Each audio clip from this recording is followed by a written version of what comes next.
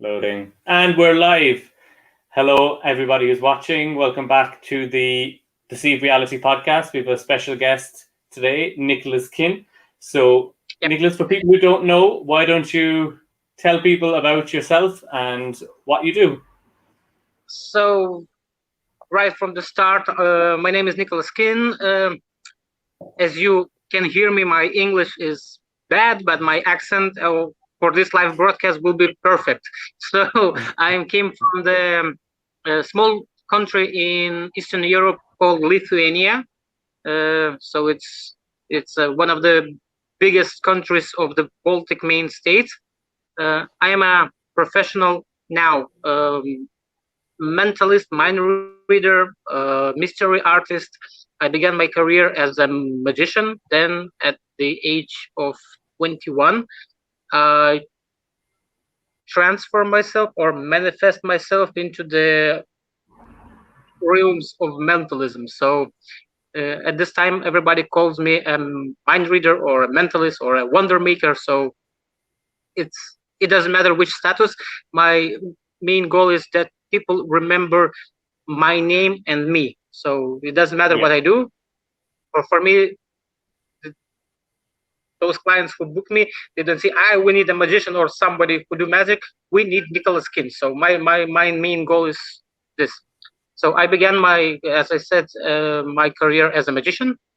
I moved on till when I get a very big accident performing one of the tricks. At that time, I completely needed to recover myself because I was very injured and I didn't.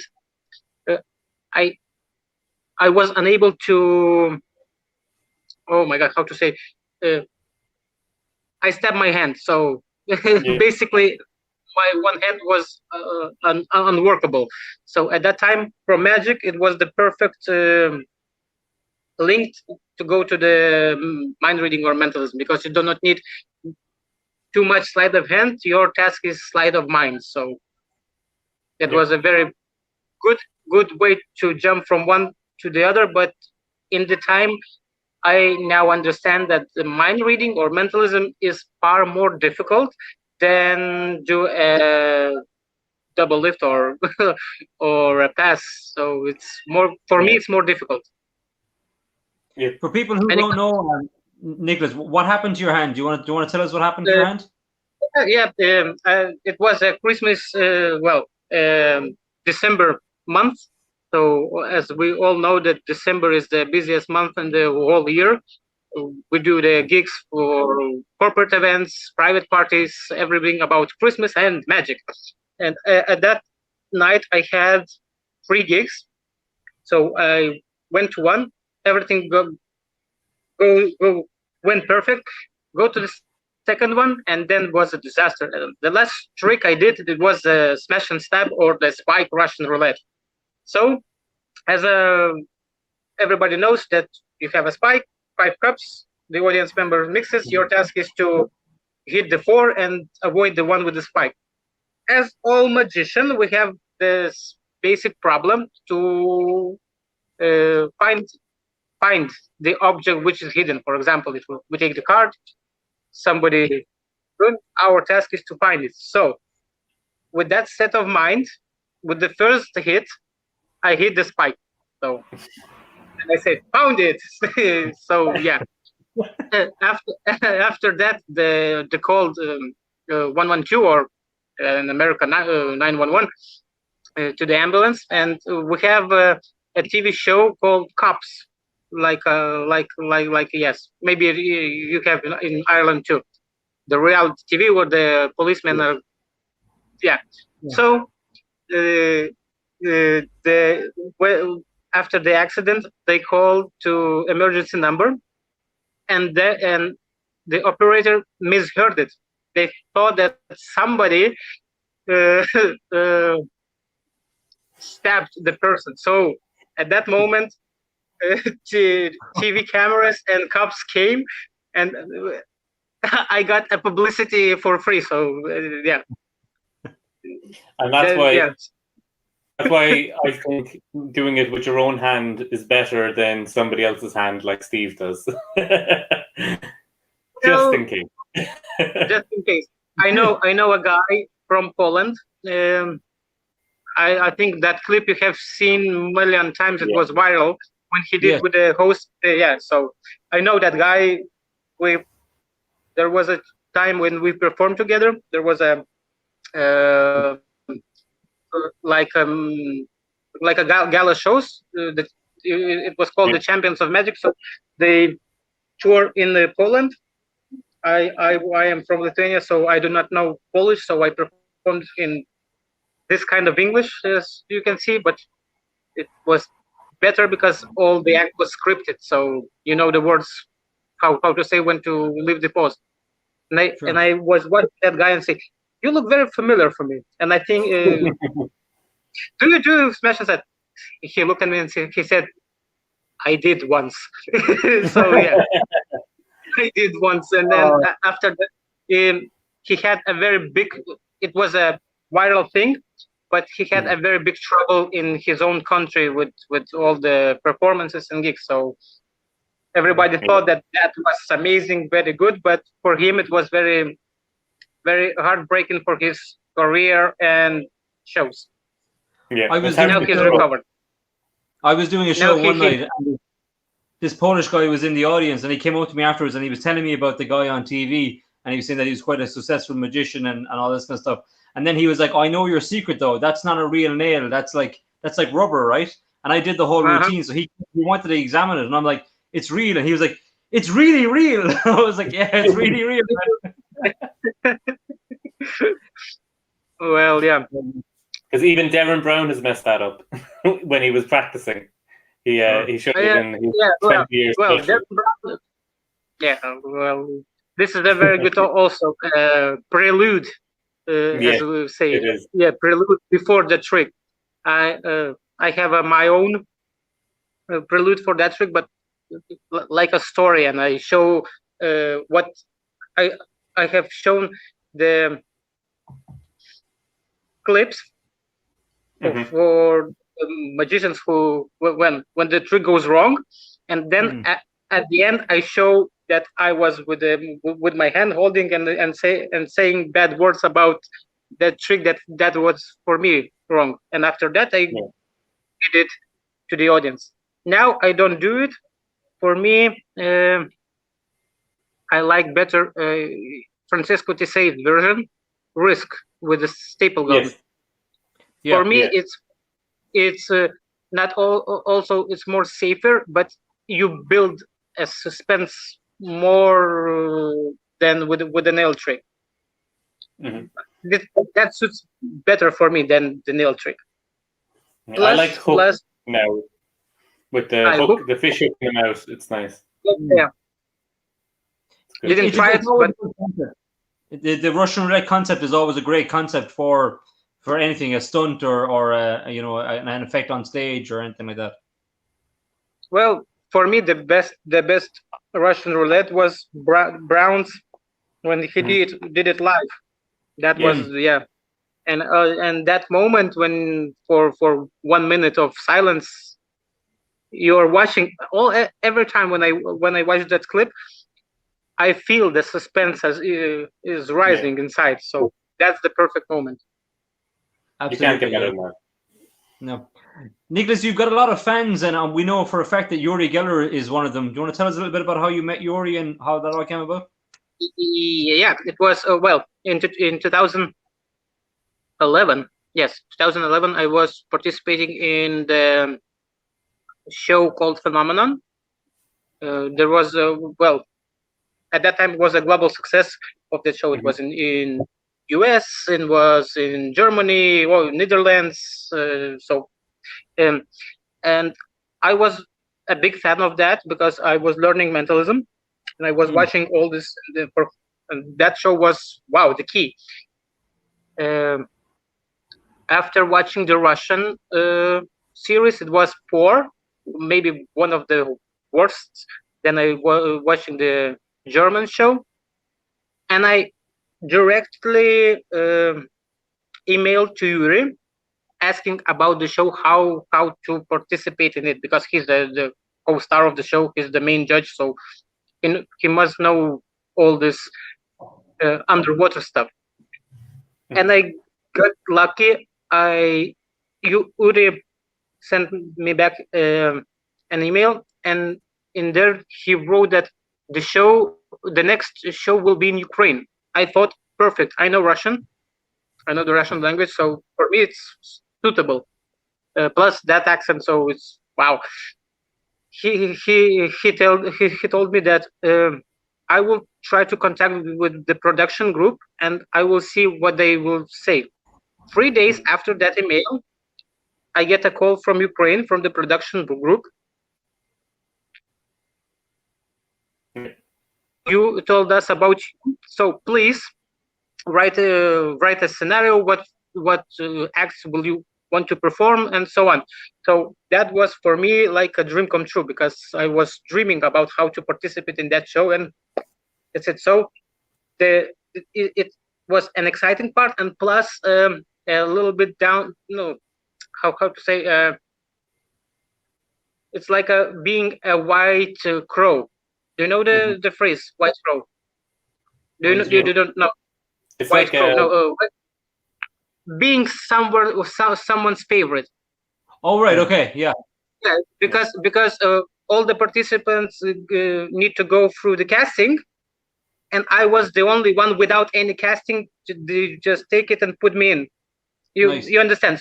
It's a good thing and a bad thing, because all the participants, now they are my friends, at that moment thought, well, this guy, maybe maybe he paid a lot, maybe he will win. So that state of mind. So yeah. When you come from another country to participate in their country, and so yeah, I didn't win, but I get to the final. So for me, it was a success. I was planning to do 2 or 3 live shows. That's it. I thought for me that will be enough to have a promo material that I was in this, and I just go first, second, third, fourth, fifth, also to the finals, and then I was. What was your favorite effect that you did as part of the show? Can you repeat the question?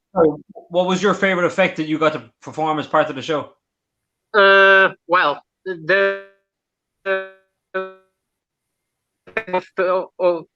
on the first live show, I called the Taste of Desire. So it's the main effect is the participant. You pour into the plate, into the plate the water, and you tell to the participant, in a moment this water will change taste to your favorite meal. I just take it, taste it. You taste water? Yes, I taste water. Okay, close your eyes, visualize, imagine I am writing the first meal, for example, chicken soup. This for example. Okay, make some magical gestures, blah blah blah. Please taste it. What taste do you have? What is your favorite? What is your first dish? She said chicken soup. Great. Open your eyes. See chicken soup. Blah blah blah. Everything fine. Taste it back. Water. So into 3 different categories. It's I don't know. We not the method wise, but plus minus about in codes. Yes, no. In code would be. Think, code would be okay. With the code. We have this dual thing. Yeah. Yes, you know. Yeah. So that is the main effect for this, because if the same effect if she tastes if before if she tastes and after the taste I write it down, it's like a prediction effect. But if I write it down and then she tastes, it's like an influence. So with this little pause, you make a big difference. So yeah. Great effect. So there's a question in there about dangerous tricks. If you like doing dangerous tricks, or are you a fan of doing dangerous? I'm not a fan of doing dangerous tricks, but if I need to do or to make a stunt, I will risk it. Yeah, if it's worth it. But in my live shows, for example, what the most dangerous trick maybe will be the smash and stab or risk. Yeah. For me, maybe because it's not that time for. I believe that it's not that time for the audience to go to the theater and they want to see horror. Yeah, if you want to see horror, go to the horror film, for example. But I believe that in all of your show, if you have an element of fear, that's good. I like an element of fear right after the intermission to get people back into that mindset, because they've had a break and then it gets them back right away. For me, the best example of a trick, of a stunt, of a performance, is a straitjacket escape. You making an escape, and everybody in the audience are participating the same emotion. They are struggling with you, so that's for me is the best. The best example, because they're struggling with you. They see all of your movements or how pain. What? They see all your pain. Yeah, all the pain. Yes, I was looking for that word. Yeah. Any questions? No. Yes. So you do escape as well with the mentalism. Where does the idea of doing big escapes come from with that? Well, there was another TV show in our country. So there was a thing. We do a live performance, and one of those must be like a big stunt for TV performance. One of the guys did watch steel on the street like a street magic. Other guy did a Ferrari appeared like a grand illusion. Who did something? Somebody did a card through window. And I decided, well, they do it more like a street magic or a grand illusion effect. I was thinking to make for TV a perfect picture and a great illusion. So I decided we have the biggest in Baltic states, the biggest aquarium. It's about I don't know how many galaxies. I know that 10 meters high. Yeah, it's about 10 meters high. So I thought with the sharks, I thought that would be a very good idea to make an escape inside that. So yeah. And sharks make everything better. Yeah. Definitely. Yeah. So about the from Yuri Gellar's show, so that with the water was one of my favorites. Trick with the blindfold. There was one of the last when I like a death road. So there is a track with the obstacles. So you blindfolded need to navigate your way. It was okay, but not for me. The other one was very good. Was one of my favorites, but I get a disagreement. I get a fight with Aaron Crow. You know Aaron Crow? Have you a magician, mentalist? Aaron Crow. Yes, he did a he have a supervision act with he blind. So we have a very fight because my act was very similar to his and Ryan Hayashi. I spoke with Ryan Hayashi about it. He was saying it's okay for me. It's I was using cucumbers and I made an act comedy with danger. But Aaron was very, very angry at me because I take the element when you take the candle and you pour your ice on it. So he was very, very mad. So we get a fight till now. Hi. Yeah. So. Sorry, Aaron. Yes. That effect with the obstacles you were saying, there was candles in that as well, wasn't it? You were quenching colorful candles as you went along, or yes. Yeah, the main idea, there was 3 tanks with the steps, and there was a free candeliers with the different color of candles. One participant thinks of well, at that moment you're blindfolded, and you're going through the obstacles, go to the first candelier, and you ask the first participant to turn off the candle with his color. For example, he turns off the red, I am going through the flames and take the candle with the red. Second, third, and at the end, I turn off the candles and jump backwards on the mat. At the end, there are 2 mats. One is normal, other one with spikes. So the last decision is or left or the right side. With a little bit dangerous. It's got lots of drama and stuff. If we'll send the link to people, or we'll put it in underneath the video. But it's a great moment of suspense and everything. I only watched it, so it's really, really good.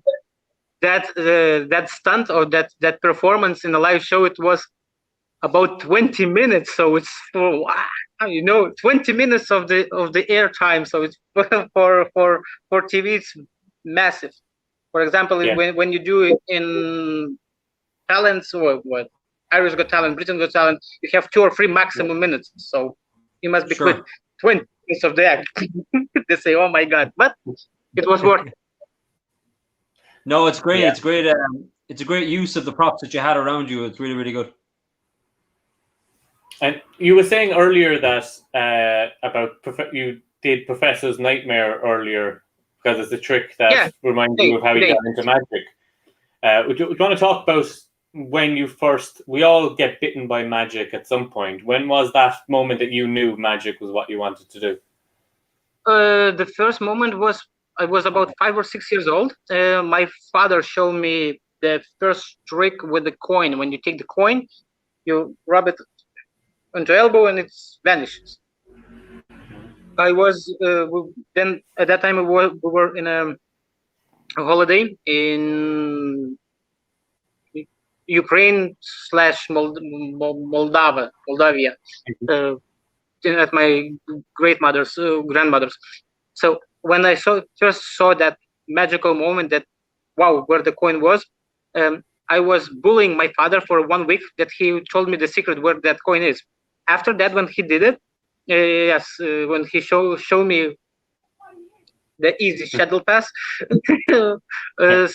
I was blown away. I thought the simple thing created that miracle inside me, and I wanted to more. So at that moment, my father buy me a magazines with there was a magazine about constructions. At the last page there was a little article about magic. So you learn the trick with the glass and the napkin through the glass. Those easy. You take the envelope, put the bill inside, you cut it down. So that was my first magical appearances. After that, I was like all the teenagers has their own life with the other stuff, and I saw the David Blaine's first special, Street Magic, and everybody just get back to me. I wanted. So at that moment, from that moment when the special arrived, I go back to the magic, and from that moment I'm here as I am. At the age 16, I was performing. There was my first performance as the, well, not the professional, but first live performance in front of the first live gig. So at the Acer scene, yeah. And after that, everybody that's who asks me how long do you study magic or mentalism, I always says, well, my breaking point is when I was 16 years old. So it's about 16, now 17 years. 17 years now I am in that business. Have you toured all over Europe with your magic, or even internationally and the States and everything?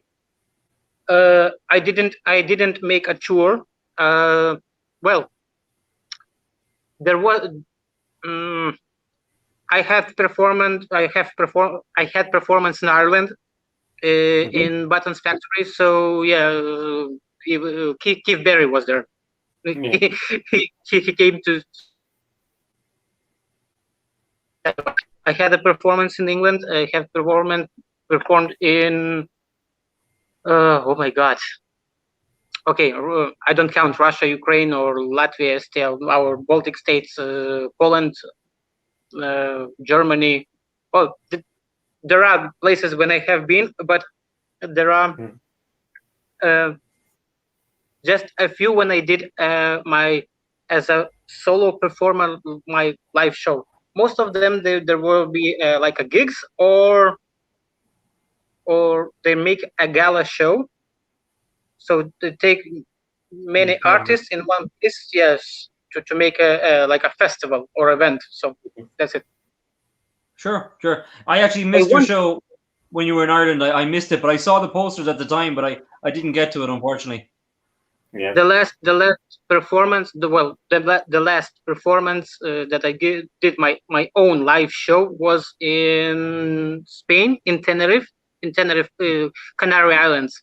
So there was for me it was a perfect show because all the audience are Brits, are from Great Britain. So you don't need to speak, do not need to know Spanish. So everything goes with by the flow. And the weather is good. I think that my main downside, I don't have many people here to speak in English, to speak with English language, to practice, because when you practice the language, it goes better and better. Your English is better than anything we could speak in any other language. Probably even better than our English, to be honest. Yeah, I believe that my English is far better than your Lithuanian. Maybe a little bit, like a little. We have a random question, which is, what is your favorite deck? And me and Steve talked about this on a previous podcast, which I think is too, where we were saying, I think just regular bicycle is our favorite one anyway. But do you have a favorite deck of cards? I don't have it, but Vilis Klangauskas, I see by the name and by the surname that he's a fellow from Lithuania. So yes, Vilis. I don't have any favorite deck of cards because all cards are good. All cards are good. At the moment, for the gigs, I just didn't have any with me, any deck. I just go to the store and buy the standard bicycle card. They perfect. For some effects, I use Phoenix, Parlow cards. If he doesn't know, so I will show him the main difference with the 4 and a 6, for example, by the pips and by the visuals. So for me, it's perfect. With these cards, I perform for 350 people. I was on stage, big crowd. There wasn't any of TV or projector, and everybody in the room saw the cards. Everything depends if your lights are perfect, and you do not need to have a red filter. But because if you have a red filter, all the reds are gone. So Yeah. That's a different trick. That's a different trick. What else? So bicycles, Phoenix. I even at this moment constructing a trick with there are the most cheapest cards in Russia, in our country. I don't have with them, but they are you know those cards from when you were little. And your father knows them, your grandfather knows, everybody knows. Those cards lived on by the generation and generation. So with those cards, that magician says, "Yeah, what is this?" I am thinking a trick to build up all the memories about it. Like this is the deck that my great grandfather had in his wardrobe. So with this spirit soul, yes. So with the story. So at that moment, the deck doesn't matter. The feeling is what's important. Yeah, definitely. I think that's great for all magic. It's all about the feeling that the person gets rather than the trick or what gimmick or deck or anything you use. It's all about the memory and the feeling that the person has. Yes, completely. I completely agree. But this comes with not with practice, but with experience. You understand? When I remember myself as a 16, 17, 18, even the when 20s, my 20s, I was very ambitious. Well, this trick, I know this trick. There was a chaos in my head. All the tricks, all the main problem was tricks with the cards. When somebody asks you, can you do something without cards? Your mind just go blank. Punch balls. Then punch balls. Yeah. So after that, I can count on my fingers when somebody asks me to do not mentalism, but something with magic or sleight of hand, only with the deck of cards. There are a ton of tricks, but I have my favorites, and I know them because the audience love them and by the whole reaction. So the ambitious card will be for me is number one trick, because he had that trick had a big potential about it. It's not about that the card is jumping on top when you are putting it in the middle. Sorry, So it's not about that.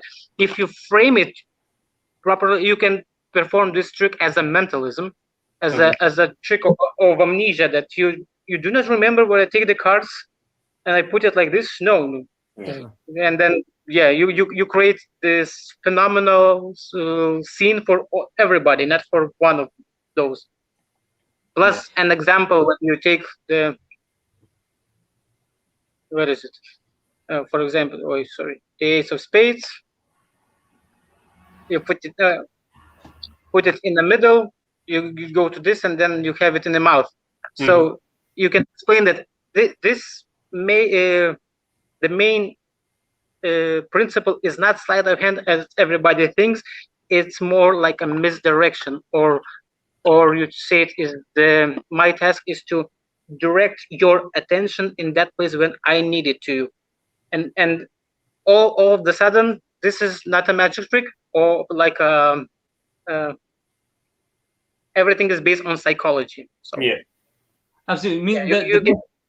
The best magicians tell stories. We're storytellers, and we use then our props to kind of elaborate the story.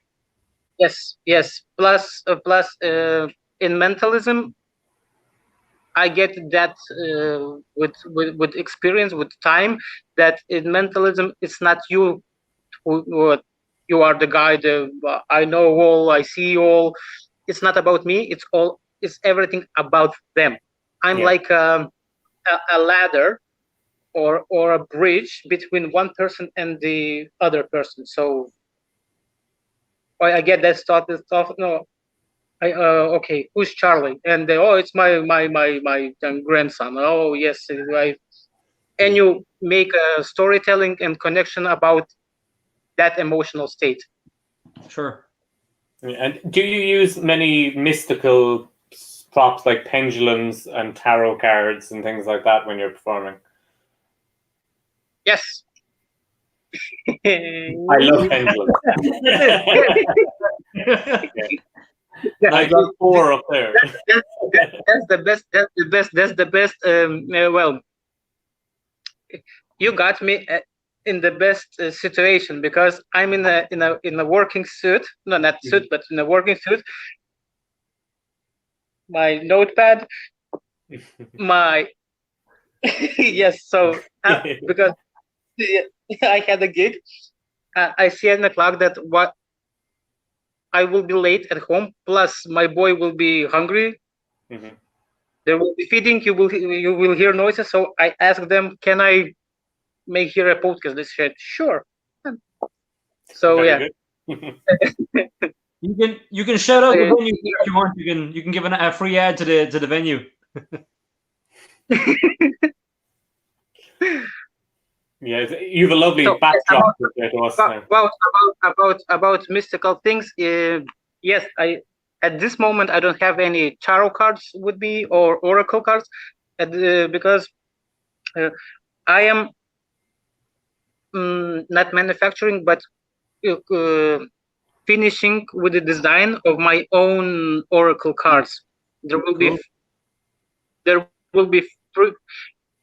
33 cards, not 24, not 36, but 33 cards, because as my age now, like a priestess age, with the semblance free like a triangle. So everything will be layering down with all the mystical elements. Cool.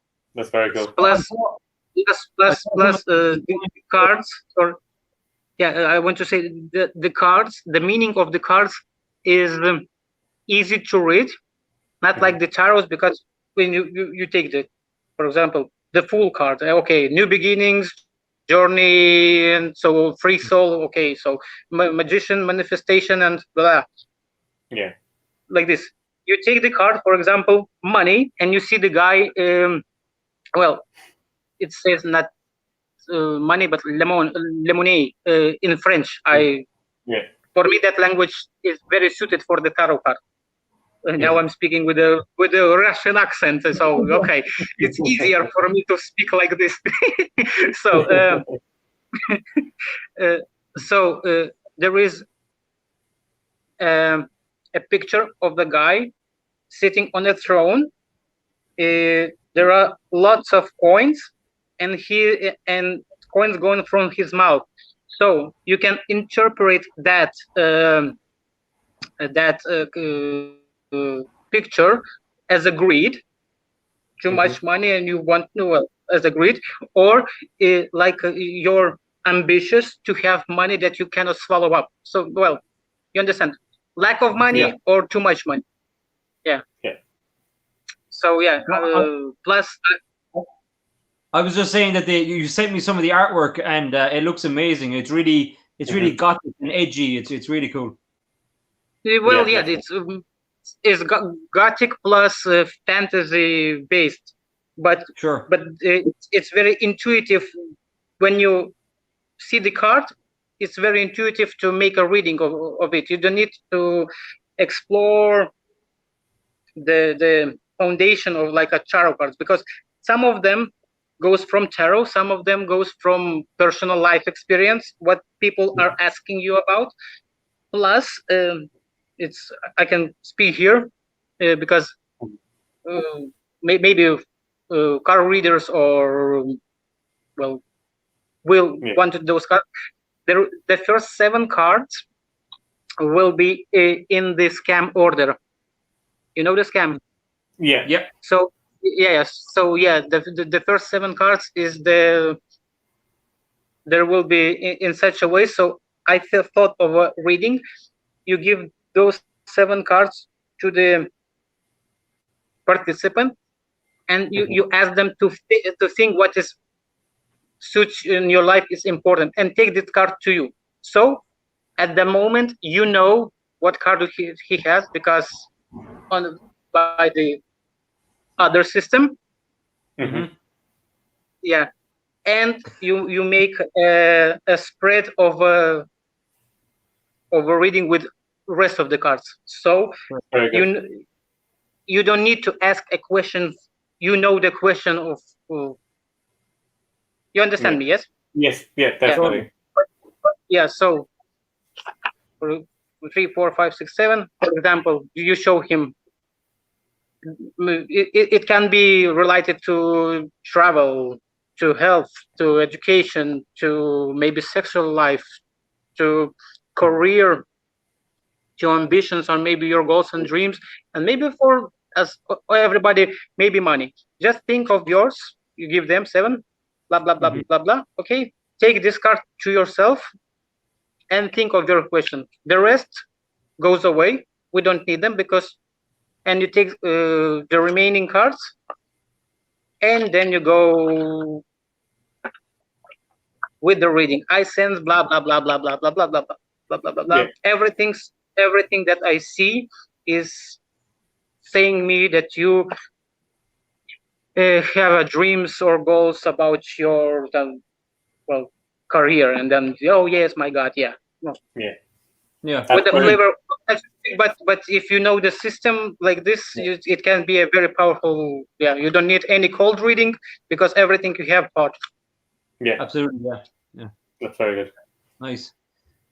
So I'm going to bring up this now, which is the good, the bad, and the ugly, which is a segment where we ask our guest to tell us. We had one story about where you got the spike wrong, but a performance that went from good to bad and then ended up just being either a funny performance story or something a bit crazy that has happened to you while performing. Well, the crazy was this thing when I had my hand that one of the most. I had another one.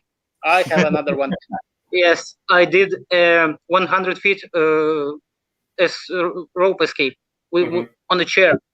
So yes, I don't know. Oh my God, so many time ago. I know I was very young, about 20, maybe 19. I was very ambitious. Wow, yeah, okay. I need something, wow, to make on a stage. So I give the rope. I ask 3 volunteers, 2 guys and 1 girl, skinny girl, to tie me up in a chair. So the guys was a little bit drunk, and they go around the hand, around the neck, and like this. And when I tried my escape, I suffocate. So I was, I fall down through the chair and I began to vomit. Puke. So the security of that event came on stage with the knife and they're cutting the rope. So it was very good. Yeah, I can do. Then it was too bad, and that was very ugly. But that's very ugly was. The vomit. I was recovering. Yeah, I was recovered 10-15 minutes after the whole thing. I came to the. I get outside, take a smoke, and the ambulance came here. Where is that guy? I said, I don't know, somewhere inside. So I was smoking, and they take away some of the drunk guy out. So yeah, they came for me, but they take away the other one. So yeah, no TV cameras that time. No, and plus it wasn't a very good thing for my future career, but I recovered from that. Yeah. That's why mentalism is good. That had the good, the bad, and the ugly. Definitely that story, 100%. I think you're winning. To be fair, of the magician you had on so far. Definitely, that hit every line going along. Pretty much. Yeah. So yeah, I after that event, I remember that the same organizer, after 3 or 4 years. Wow, I respect what you do. It's amazing. If something goes wrong and you keep on going. Very good. Very good. So I remember after that event, 2 or 3 years later, the same organizer called me, but she didn't remember me very well because, we all changed with the years. Plus, our look changed. I was blonde, now I'm black, a little bit baldy. So I have loads of hair. All magicians are going bald. It's happening. Like Darren Brown is bald, Michael Amara is bald, Daniel Garcia is bald. I'm going bald. All the good ones are going bald. Luke Gervais. Luke has his hair implanted now, but so this is because we think too much. Yeah, exactly. We pull our hair out a lot. So I didn't finish the story. The same organizer and she are telling me about the experience that some years ago we had a magician. He was very well. He was fine, but he was suffocating. He was puked, and I'm listening, and I'm thinking, oh, and I say that was me. Oh, really? No, it's not was you. That guy was blonde. So yes, I am blonde, and then I show my photos. So it was a very awkward situation, but from that time it was very funny one. Yeah. It's good when yeah. Man, we all have horror stories. Don't worry about it. Yeah. Yes. I know. I've had a volunteer come on stage and start stripping naked and getting down on the floor, and it was drunk, surprisingly. Yeah. Great. Audience management. So, how has COVID been for you, man? I mean, how is everything with the lockdown and stuff over there? It was in a moment good. We had a quarantine for about 2 or 3 months. Then everything, little by little, was spreading away. But from yesterday, we get our masks back into a closed environment. But from yesterday, in a small shows, big shows, everybody need to wear a mask. Mm-hmm. It doesn't require for the private events. It's okay, but if you are in a restaurant, outside or inside, it doesn't matter. You must wear a mask until if you are sipping, you are drinking or eating. Mm-hmm. If you order a food and your food haven't arrived, you must sit down and wear a mask. Yeah, you have a Coke, so at that moment you're saying, yeah, total disaster. But this is the first week. This week, I don't know what will happen next week, because I think that everything is going in a bad angle. So step by step, they are preparing us to the second wave. So we'll see. Yeah, it's the same here. Here's a quick question. Obviously you started off as a magician and then you did some escapes, then you focused on the mentalism. Is the main reason you focus on the mentalism because it suits your accent so well? Because it's got that, that you said it yourself nearly. The Russian accent. Russian. Well, I need to create a difference. So I came from Siberia, where my grandfather was wrestling beer. I was eating kotleta and drink vodka with my mother. After that, I realized that I have a strange power. Yeah, the new characters come to life. I mean, but that'll totally work post-COVID. I mean, that's perfect. Yeah, but not in our country. Well, in our country maybe, but I don't know. They don't like Russians very well. So I'm a part Russian, part Moldavian. So I just born in Lithuania. So I know English. Well, that I speak English, Russian, Lithuanian, a little bit Ukrainian, Polish, but Polish and Ukraine are very similar. There are very similar languages between the dialect. It's like the Scottish and Wales are speaking to, or Irish and Scottish, so the same English, but different dialect. Hi mate, how you doing? Oh, yeah. So even in the Irish language, the Northern Ireland Irish and Southern Ireland Irish is completely different. It's similar, but you can't understand why. We used to learn it in school, and it's crazy. You're speaking the same language, but yeah. So I don't know why. So I always said that I didn't find the mentalism, but mentalism find me. So yeah, I think it takes the time, to figure out kind of what kind of magician you are. We all start as magicians, but we all kind of like streamline into something that suits us. It could be for myself, with the escapes and that side of the danger side of magic, and then Dave is more of a mentalist like yourself, Nicholas, and with hypnosis and things like that. But it's nice to kind of dip in and out and be a different type of magician, whatever type of magician you want to be. This is the main. Older guys, or as we say, mentors, our legends, idols, and so on. Who they first of all they are very angry to see clones of themselves, or copycats of themselves. But they must to realize that at some point in their life they were copying other guys before they become who they are. So it was for me also. I was copying many of artists, many of performances that I was inspired and did like. But after that, there was an inside filter of me. This suits me as me.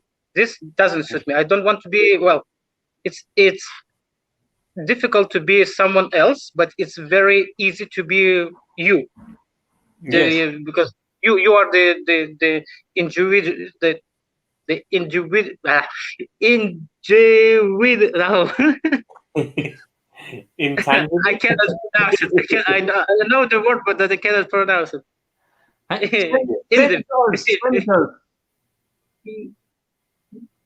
Yes, because you are the only one in the entire world.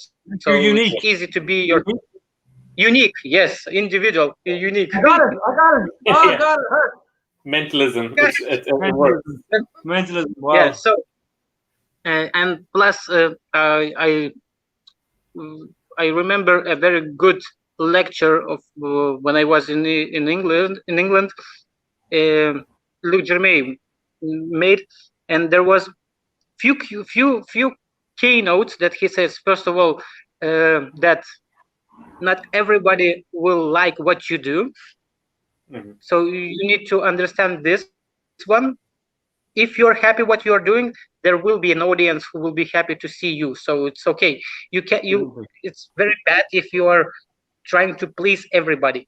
We have one magician, our local celebrity, who is trying to please everybody, but after that you see it and you see the fake smile, the fake everything seems fake. So you need to go on. You need your audience to just chase everybody. Yep. So for me, it doesn't matter. For example, today I had a wedding dinner. So 15 people. So after that, there was standing ovation. Everybody was wowed and have their own awe.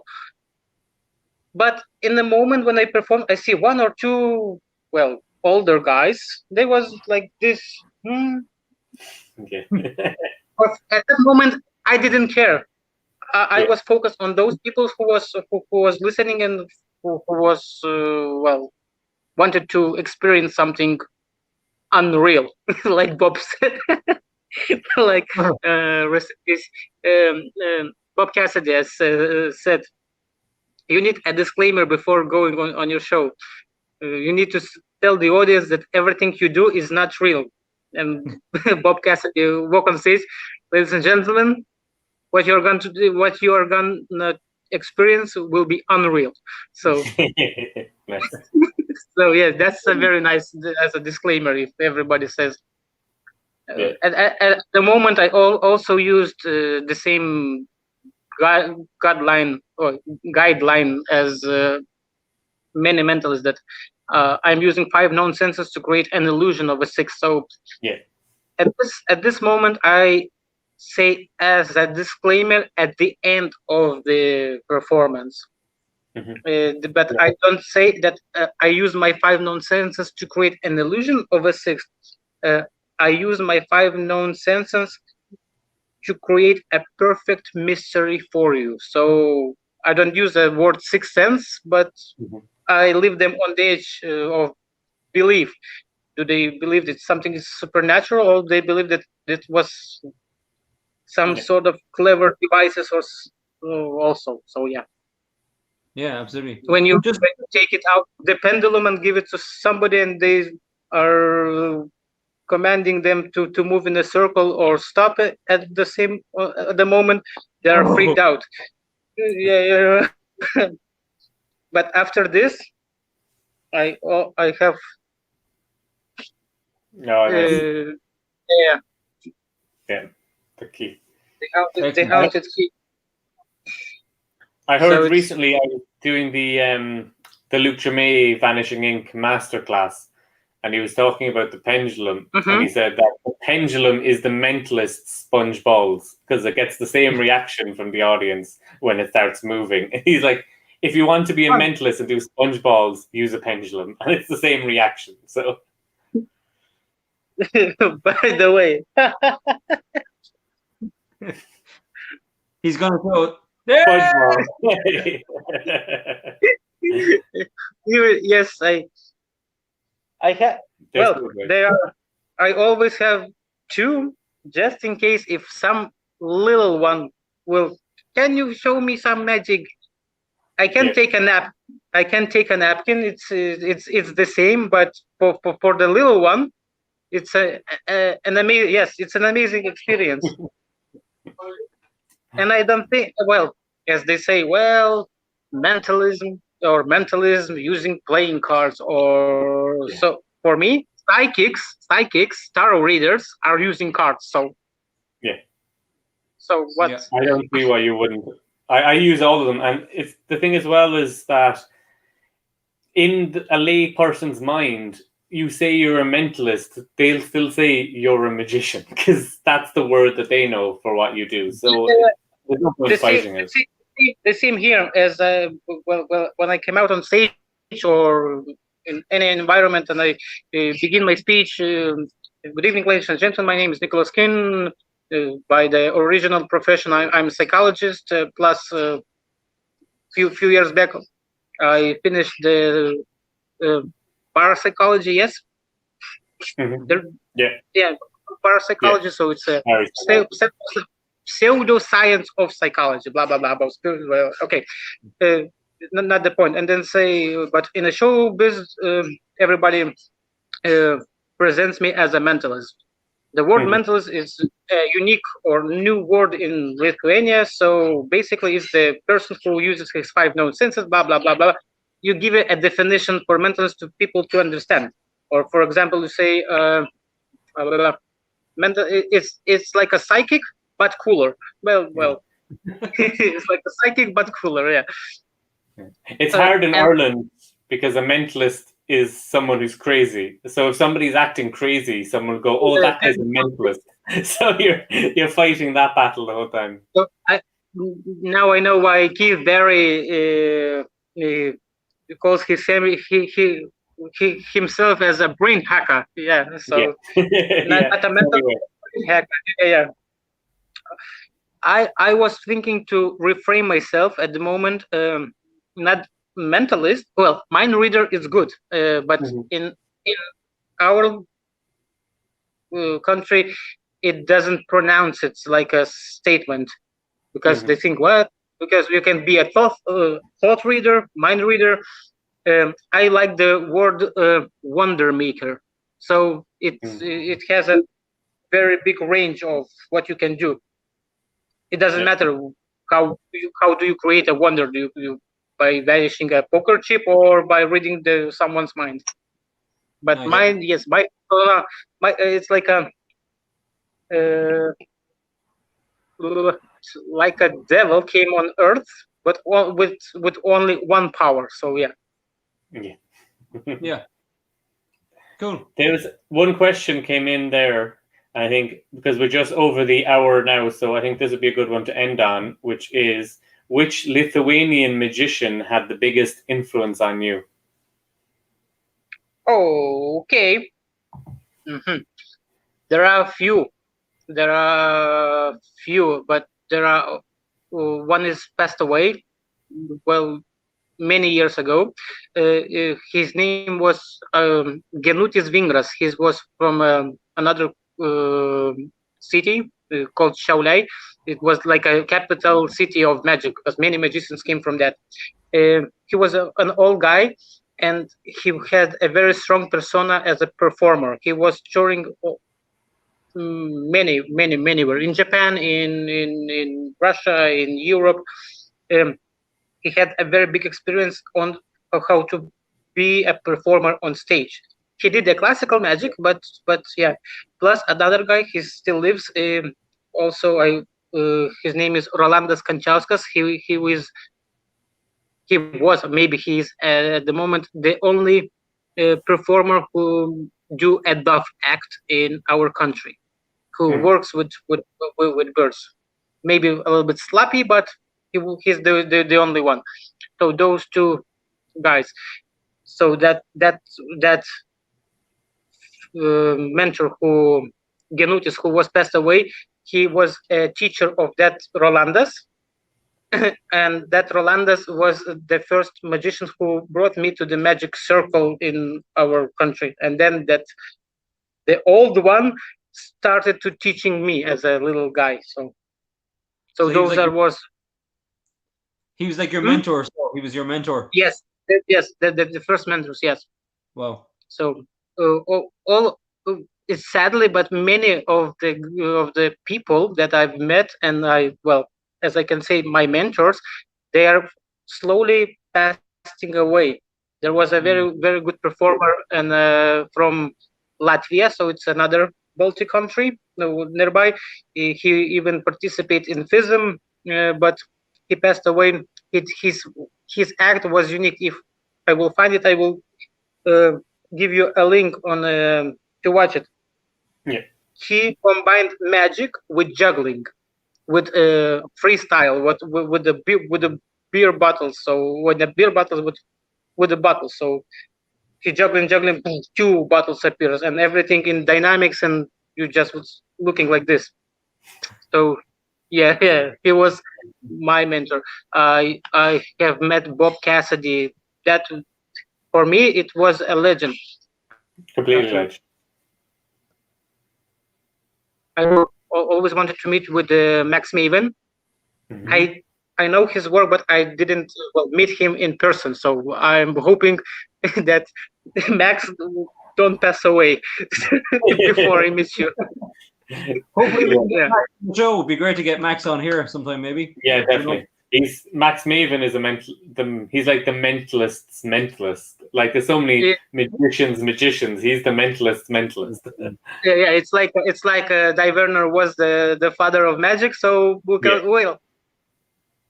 could call Max as a father of mentalism. Maybe I know that Max Maven is a walking encyclopedia of mentalism. So that's for sure. Yeah, that's for sure. Yeah. So many knowledge inside his head. So wow.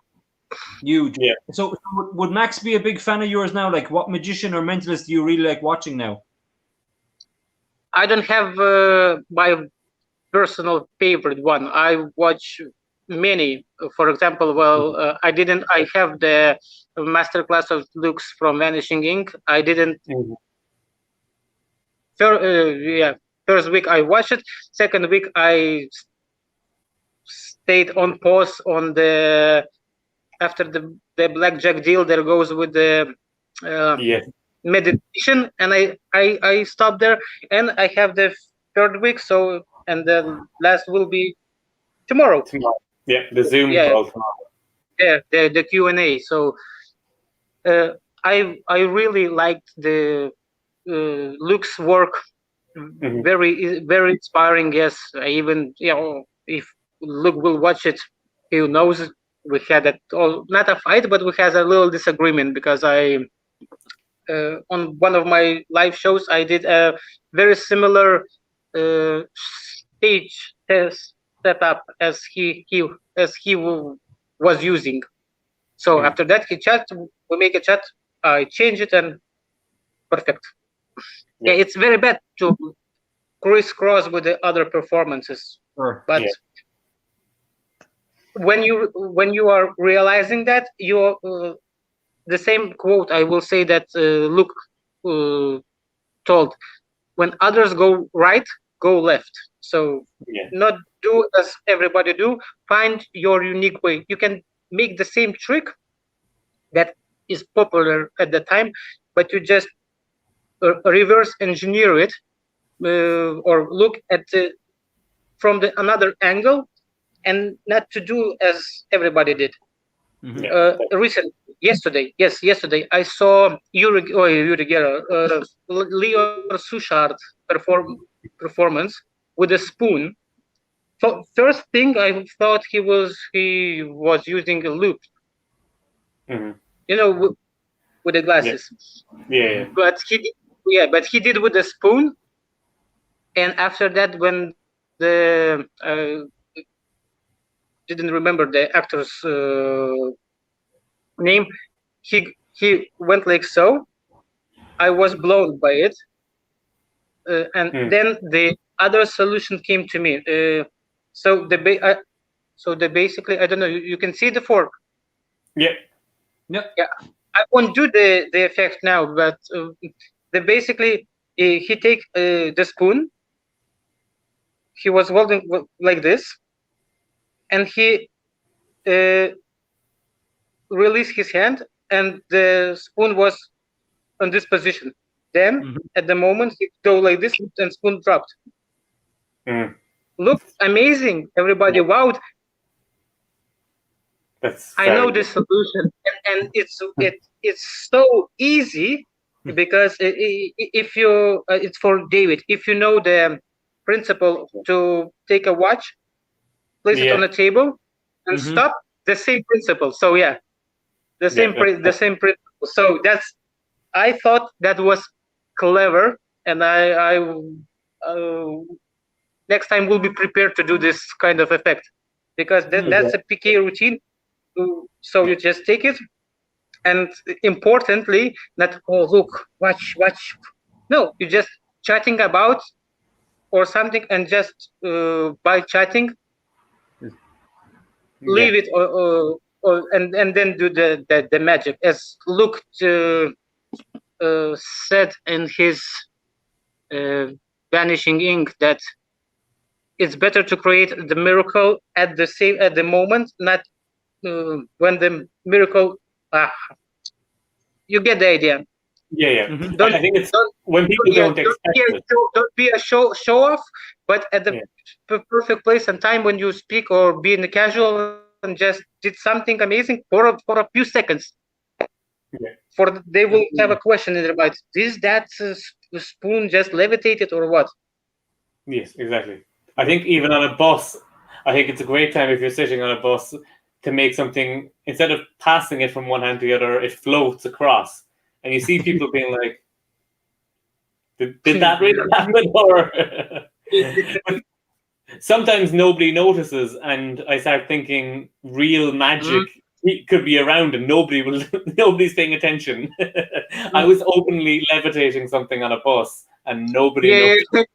I was like, everybody's wrapped up in their own lives.